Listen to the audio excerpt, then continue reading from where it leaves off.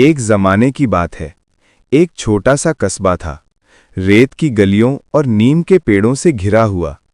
वहां एक मर्द रहता था, नाम था अकरम।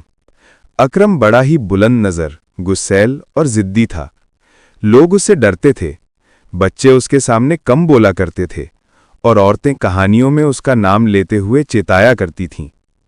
अकरम को लगता था कि दुनिया सिर्फ उसकी ही है। वो अक्सर बोलता, जो मेरा नहीं वो बेकार।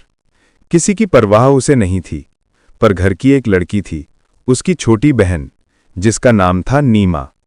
नीमा के चेहरे पर हमेशा रोशनी रहती थी। उसकी आंखों में ईमान की एक अलग सी सादगी थी। एक दिन अखबार की तरह खबर फैली। गांव के कुछ लोग नई किताबें पढ़ते हुए नजर आए थे और उन किताबों में ऐसे अल्फाज थे जो लोगों के दिलों को छू लेते थे। अकरम को गुस्सा आया। उसने कहा, ऐसी किताबें मेरे घर के पास नहीं पढ़ने दूंगा। जो भी इन बातों में पढ़ा है उसे सबक सिखाऊंगा। उस शाम अकरम तलवार की तरह बोलता हुआ घर से निकला। उसकी चाल में तूफान था।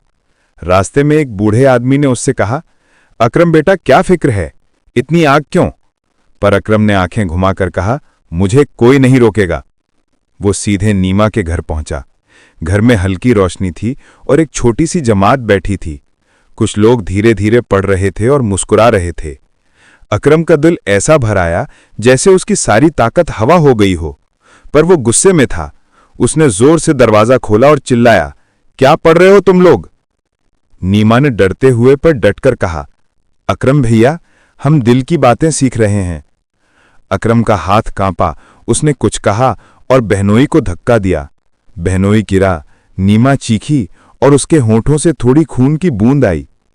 नीमा ने फिर भी आखिरी दम तक कहा, हम वही पढ़ रहे हैं जो हमें सुकून देता है। तुम चाहो तो हमें रोक लो, लेकिन हमारा मन नहीं बदलेगा। अकरम के भीतर अचानक एक चीज चुभी, जैसे किसी ने दरवाजे के पीछे से दिया जला दिया हो। उसने कहा, वो किताब दिखाओ। नीमा बोली, तुम इसे छू सकते हो, पर पहले खुद को साफ कर लो। अकरम हैरान हुआ, पर वो चुपचाप पानी के पास गया, हाथ पैर धोए और लौट आया। जब उसने किताब के कुछ पन्ने खोले और पहली लाइनें सुनी तो उसकी रूह कांप उठी। शब्द इतने सरल और इतने गहरे थे कि अकरम का गुस्सा धीरे धीरे पिघलने लगा। उस आवाज ने उसके दिल के दरवाजे पर दस्तक दी, एक ऐसी दस्तक जो उसे बंद कमरे से बाहर खींच लाई। उस रात अकरम नीमा के पास बैठा रहा। उसने अपनी आंखों से पानी पोंछा और धीरे से कहा, मुझे और सुनाओ। नीमा ने मुस्कुराकर वही पंक्तियां दोहराईं।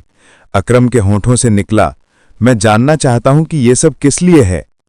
कुछ ही दिनों में अकरम की चाल बड़ी बदल गई। उसकी आवाज में अब गुस्से की जगह नरमी थी। बच्चे अब उसके पास डरकर नहीं जाते थे, वो उसके पास बैठकर कहानियां सुनते। लोग अदब से मिलने लगे। समय के साथ अकरम ने जाना कि उसकी पुरानी ताकत असल में दिल की कठोरता थी, और जो नया मिल रहा था वो प्यार, हिम्मत और सुकून था। कभी कभी वो अकेले बैठकर सोचता कि कितनी अजीब बात है, एक छोटी सी बात ने मेरी दुनिया बदल दी। और इस तरह उस छोटे से कस्बे की एक शाम ने एक बड़े मर्द का दिल बदल दिया। बिना धमकी, बिना तलवार, बस कुछ शब्दों और एक बहन की सच्चाई की वजह से। और जो बात सच है वही आगे बढ़ती है। इसी के साथ कहानी यहीं खत्म हुई।